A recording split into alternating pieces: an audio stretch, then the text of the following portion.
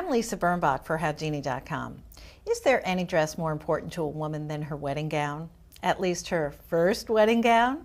You may have a very clear idea of what you want, or your head may be swimming from all of the choices. Here to help us sort through is Carly Roney, editor-in-chief of TheKnot.com, whose new book is The Knot Book of Wedding Lists. Well, Carly, changes constantly in the air for wedding gowns. I now read that the red carpet is more predictive of what people want than the traditional wedding gown. Wedding dresses have gotten very glamorous. There's certainly those big, beautiful, traditional ball gowns out there, but the sexy slim skirt is really the wedding look of the moment. It's the kind of straight down through the hips, maybe a little bit of flare at the bottom, so you still feel a little bit like a bride, but that is the hot trend now. Brides want to show off these bodies they've been working so hard on. They want that celebrity feel. They're a little bit older. That's one of the reasons why the fashions are changing. They're much more fashion forward. They're like, if I'm going to drop, $2 to gosh knows how many grand on a wedding dress, I want it to be something that makes me look like a star. And the looks that they're seeing on the red carpet on their favorite celebrities are much more body hugging, are much less traditional, and that is the look that many brides want to present these days. But still white or ivory predominantly? That's not the case anymore. There's even cafe-colored wedding dresses. There's a much more predominance towards the rich, creamy colors because they actually look and feel more expensive. There's an elegance to them that the sort of stark white wedding dress doesn't have. Carly, what about length? Are brides still opting for a full-length gown?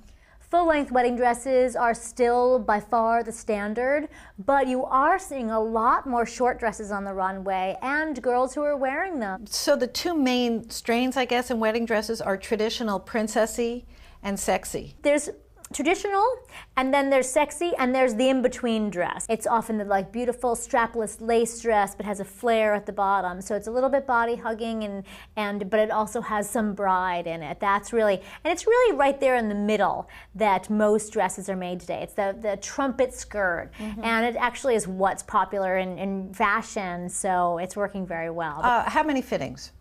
There are usually 3 fittings. One is first when you buy the gown, because even though most gowns are custom made, they still want to basically get your sizing right and really have some alteration work just to do from the basic day. So there's one at that sort of 6-month mark, or when you order the dress, and then of course you have one in maybe the month before the wedding, and then there's one that's literally a couple the week before the wedding, just in case you dropped a couple of pounds. They want to make sure it actually fits on your wedding day. That probably happens a lot, right? It happens a lot. That's one of the things we are very cautionary about on the Knot.com. People go on these crash diets the 2 weeks before their wedding, and they don't realize they just had their significant fitting, and they're going to wake up, on their wedding morning and be like, whoops. Swimming. Yeah, right. I'm swimming in my dress. It's not a good thing. So don't go on a crash diet. That's right. It also turns you into a lunatic, which none of us need any more stress as a bride or as a friend of a bride.